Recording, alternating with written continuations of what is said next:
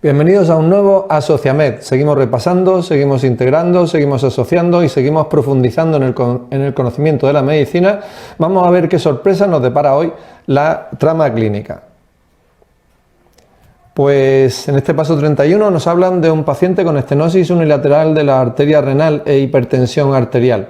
Esperamos encontrar todos los siguientes datos excepto. Antes de irnos por las respuestas tenemos que hacernos un esquema mental de qué significa lo que están preguntándonos. Estenosis arterial renal unilateral.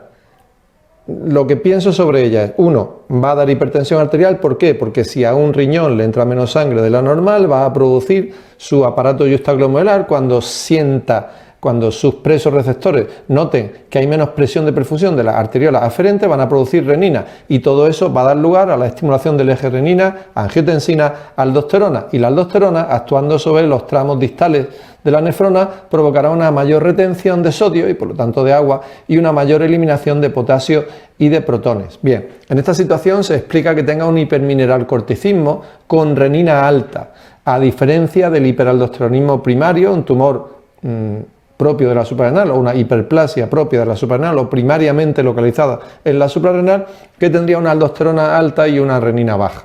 ¿Qué otro dato va a ser importante? Va a ser importante también en este caso. El otro dato que va a ser importante también en este caso es que me hablan de una estenosis unilateral. Al ser unilateral, yo puedo ver que las siluetas renales sean distintas, una más grande y otra más pequeña porque le llega menos sangre a ese riñón y por lo tanto tiene una reducción del tamaño de esa silueta renal. Por lo tanto, ese puede ser un dato que me sirva en el diagnóstico diferencial de una estenosis unilateral de las arterias renales de una estenosis bilateral. Si fueran bilateral, ambos riñones serían pequeñitos y eso me daría una implicación terapéutica. Tengo mucho más riesgo en esa situación de usar bloqueadores del sistema renina, angiotensina, aldosterona, como los priles, los sartanes, etcétera, porque podrían provocar en esos pacientes, los que tengan estenosis bilateral, un fracaso renal. Bien, ya tengo la situación planteada, entonces voy viendo la respuesta, voy a analizarla hasta llegar a la respuesta correcta. Tanto alcalosis metabólica como hipopotasemia, las respuestas 1 y 4 son correctas. Ambas pueden estar presentes por lo que hemos dicho antes. La asimetría en el tamaño de las siluetas renales es importante reconocerla también y eso me sirve para ese diagnóstico diferencial que hemos dicho antes, pero no habría una elevación del cociente aldosterona-renina porque para ello tendría que haber una aldosterona alta y una renina baja y esto no sucede en este caso. En este caso tenemos una elevación de ambos, tanto de la aldosterona como de la renina y por lo tanto ese cociente estaría normal. Hay otras situaciones de hipertensión con un presunto hipermineralcorticismo que tienen un cociente aldosterona-renina normal, pero porque ambas están bajas. Ahí pensaríamos, por ejemplo, en el síndrome de Liddle, o ahí pensaríamos, por ejemplo, en hipermineralcorticismo sin aldosterona, como pueden ser algunos tipos de hiperplasia suprarrenal, como el déficit de 17 o de 11 hidroxilasa. Bien. Me hablan ahora de un caso de un paciente de 50 años, es fumador y bebedor ocasional que acude a atención primaria por dolor abdominal difuso, fiebre y diarrea intermitente de hace un mes y porque sus familiares lo notan amarillo. Se le realiza una analítica de sangre, no hay antígenos virales y sí tiene una bilirrubina muy alta de 7 con una bilirrubina directa de 6,2 y ligera anemia microcítica. Con estos resultados el paciente es derivado del digestivo para estudio donde se le solicita un TAC, cuyas imágenes veremos ahora. A ver, en este caso clínico el paciente tiene dolor abdominal, diarrea intermitente y tiene ictericia. La ictericia me lleva a focalizar el cuadro, a buscarlo más bien en el hígado y en el hígado me encuentro que hay una bilirrubina directa alta, o sea que un presunto patrón de colestasis. Bien, y además me hablan de una anemia microcítica, sobre lo cual cuadra un poco, pero es un dato un poco como marginal que pudiera parecerlo así, pero ¿cuándo pienso que un cuadro digestivo puede tener anemia microcítica? Pues son dos las causas que primero me vienen a la cabeza. O hay un cuadro de mala absorción, y mala absorción más o menos proximal porque haya una mala absorción de hierro. Recordar que si se malabsorbe también fólico o B12 ya tendríamos una tendencia a la macrocitosis, o si se malabsorbe tanto hierro como fólico, pues podría tener una anemia normocítica. Y la otra causa digestiva en la que pienso cuando hay un paciente que tiene anemia microcítica sería en pérdidas de sangre, en un sangrado digestivo. Eso me sirve también como dato complementario.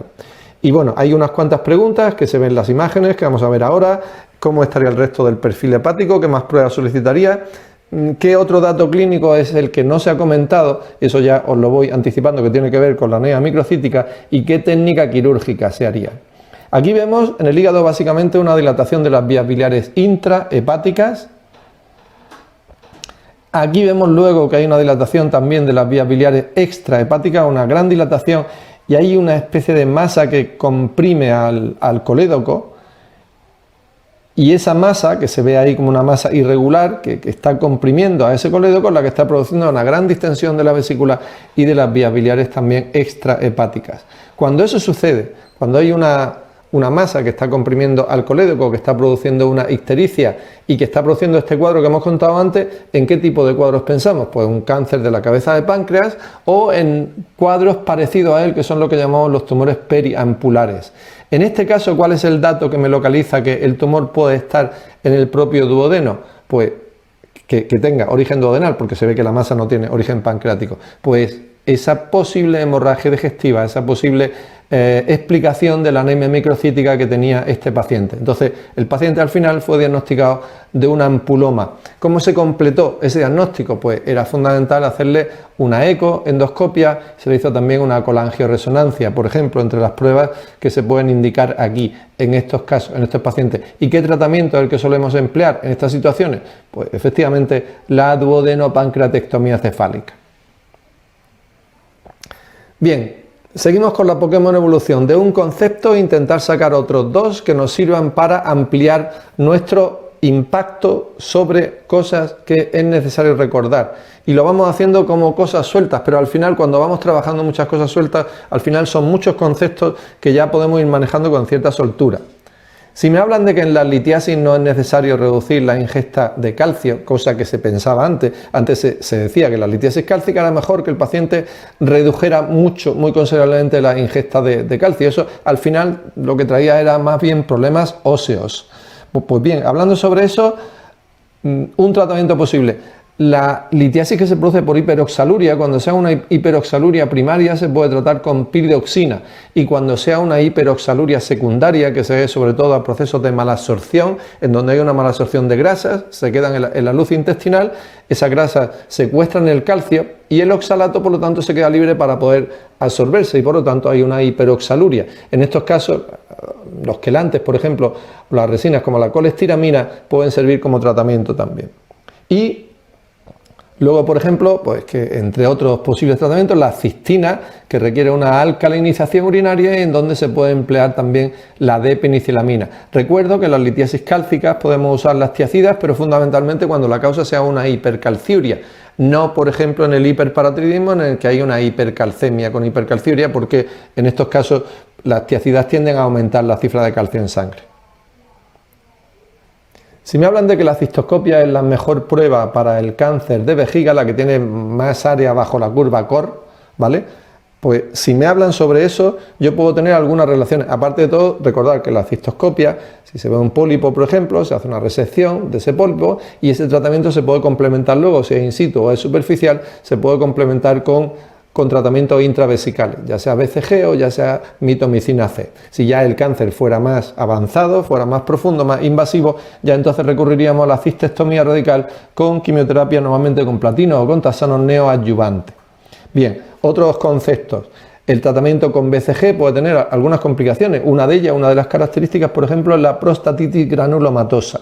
Y que otro cáncer, el cáncer de la pelvis renal, que es también transicional, uno de sus factores predisponentes sería, por ejemplo, la nefropatía por analgésicos.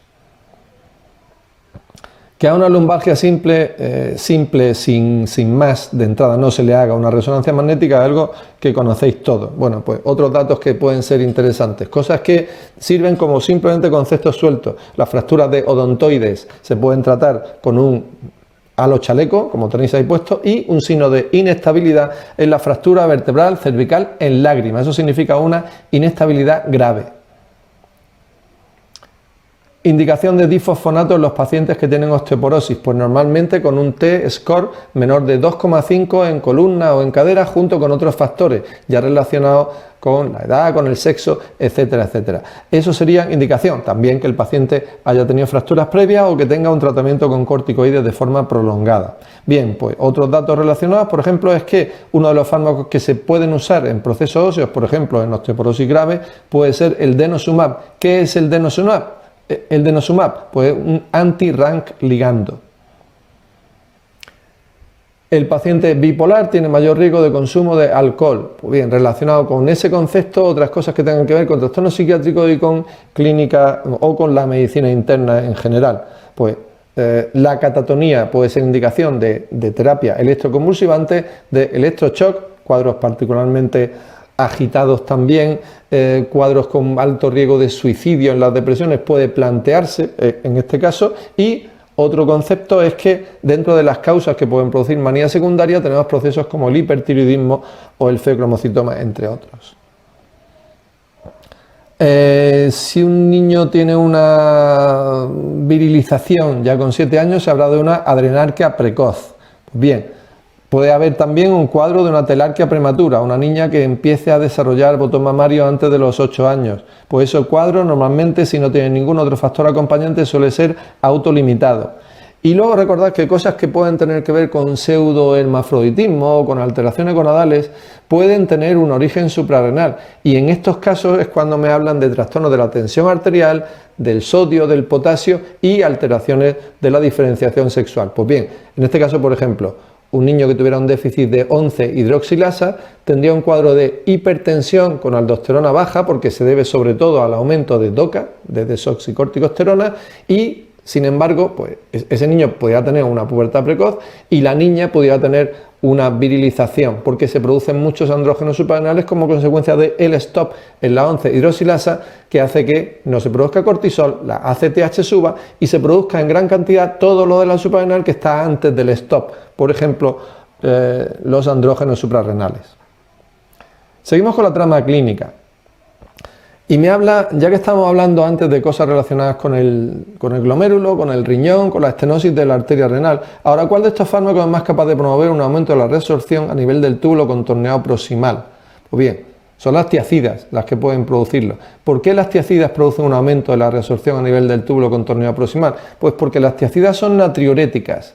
Y son natriuréticas, y por eso son muy útiles en pacientes que tienen edemas, por ejemplo, como pacientes con insuficiencia cardíaca, pero tienen...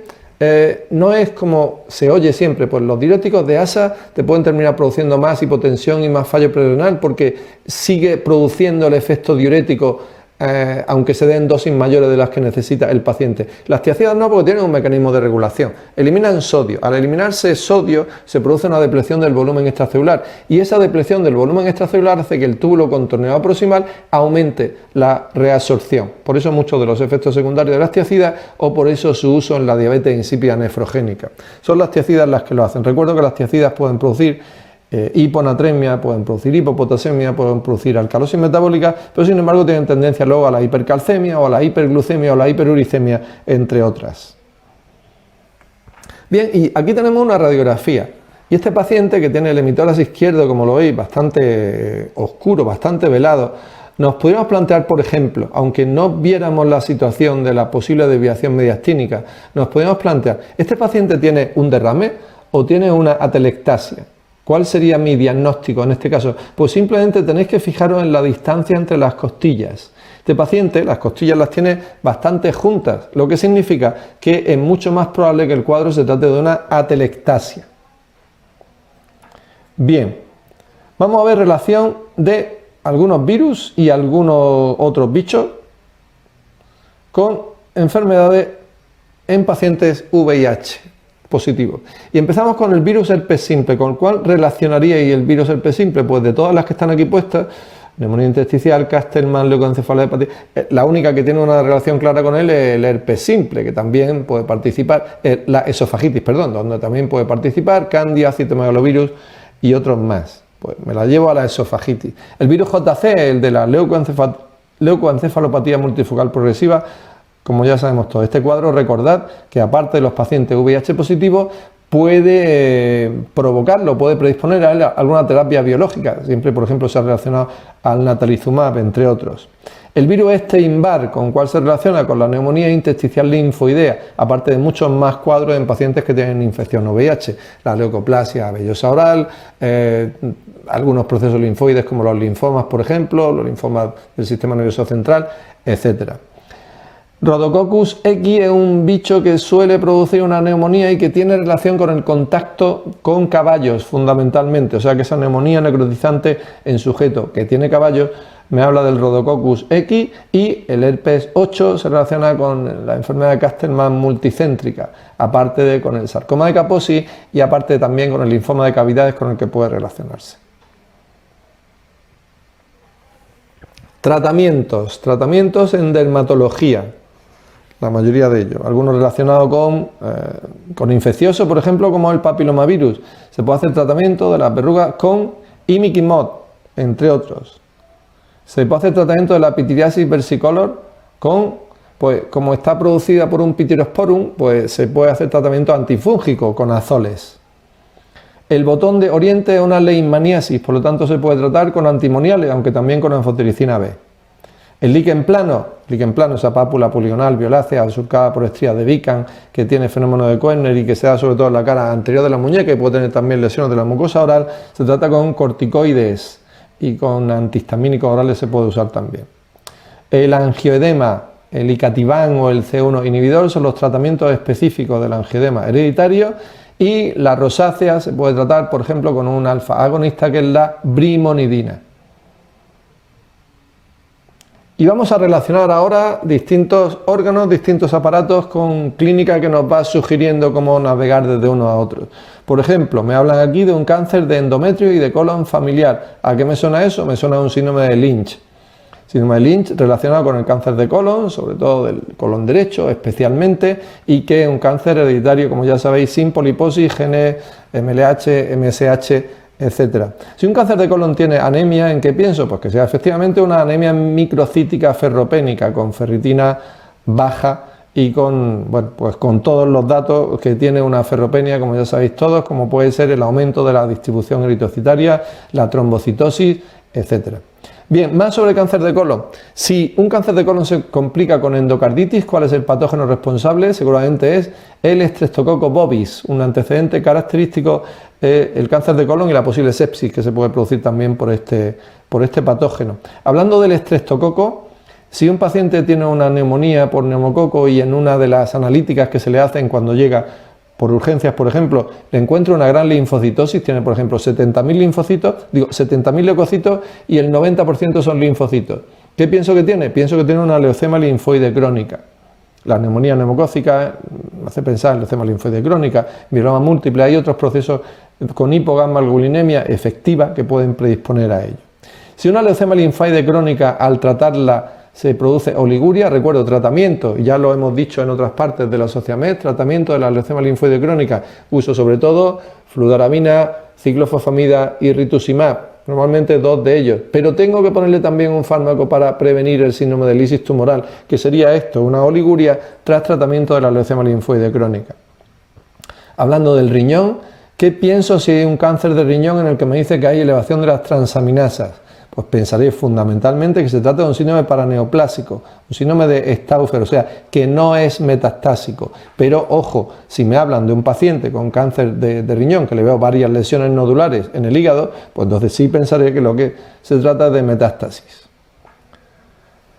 Hablando del hígado, si un paciente tiene hepatitis y tiene acrodermatitis, ¿en qué cuadro pienso? Pues a una asociación que se llama acrodermatitis de Janotti-Crosty, que es propio de los pacientes que tienen hepatitis B. Pensaría en él y pediría los marcadores de la hepatitis B, el HBS antígeno, y recuerdo que la IgM me indicaría infección reciente y la IgG me indicaría infección crónica, y el HB indicaría infectividad, mayor replicación, etcétera. Ya que hablo del hígado, si hay una hemorragia por varices que no cede con somatostatina, que el paciente está sangrando mucho y está en situación de casi chocado, que no se le puede hacer endoscopia todavía, pues lo que tengo que hacer es meterle la sonda balón y intentar hacer una hemostasia inicialmente. Si el paciente no está sangrando mucho, está sangrando muy poco y puede hacer endoscopia, pues entonces, estabilizándolo previamente, podría hacer endoscopia y ya intentar la ligadura o la esclerosis de las varices. Y hablando de sonda balón, ¿qué pienso si en un paciente con demencia hay células baloniformes? Pues pienso en un cuadro de demencia frontotemporal, el cuadro que incluye lo que hemos definido siempre como enfermedad de Pick con hipofrontalismo. Hasta aquí el Asociamed de hoy, esperamos que haya sido muy útil y os emplazamos a los siguientes para seguir avanzando mucho más.